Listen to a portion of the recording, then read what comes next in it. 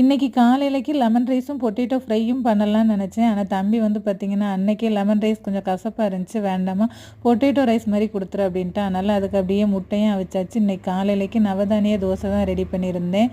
இது ஃபர்ஸ்ட்டெல்லாம் பாப்பா சாப்பிடவே மாட்டா. இப்பல்லாம் அவளே அதுக்கு பூஸ்ட் தோசை அப்படின்னு பேர் வச்சு நல்லா விரும்பியே சாப்பிட ஆரம்பிச்சுட்டா. சாதமும் அதுக்குள்ளே வெந்துருச்சு. அப்படியே வடிக்க எடுத்து வச்சுட்டு, தோசைக்கு இன்னைக்கு மாவு வந்து பார்த்தீங்கன்னா, கொஞ்சம் கட்டியா கரைச்சுட்டேன். இன்னும் கொஞ்சம் தண்ணி விட்டு கரைச்சிருந்தா நல்லா முறுமுறுன்னு இருக்கும். பிள்ளைங்களுக்கு சாப்பிடவும் ஈஸியா இருக்கும். அப்புறம் தொட்டுக்க வந்து சாம்பார், வெங்காய சட்னி எல்லாமே வச்சுட்டேன். ஏன்னா, சாம்பார் சில டைம் பிடிக்கல அப்படின்னு சொல்லுவான்ட்டு, வெங்காய சட்னி இந்த தோசையும் ரொம்ப நல்லாயிருக்கும். 2யும் வச்சு அவங்க அப்பாட்ட குடுத்து ஊட்டி விட சொல்லிட்டேன். தம்பி கிளம்புனதுக்கப்புறம் கொஞ்சம் நேரம் கழிச்சு தான் பாப்பா கிளம்புவா. ஃபர்ஸ்ட்டு தம்பிக்கு எல்லாமே ரெடி பண்ணிவிட்டு, அதுக்கப்புறம் பாப்பாவுக்கு ரெடி பண்ணுவேன். இப்போ வெரைட்டி ரைஸுங்கனால 2 பேருமே சேர்ந்து ஒண்ணாவே பேக் பண்ணி எடுத்து வச்சுட்டேன். அப்போ அதுவுமே கொஞ்சம் வேலை ஈஸியா தான் இருக்கு.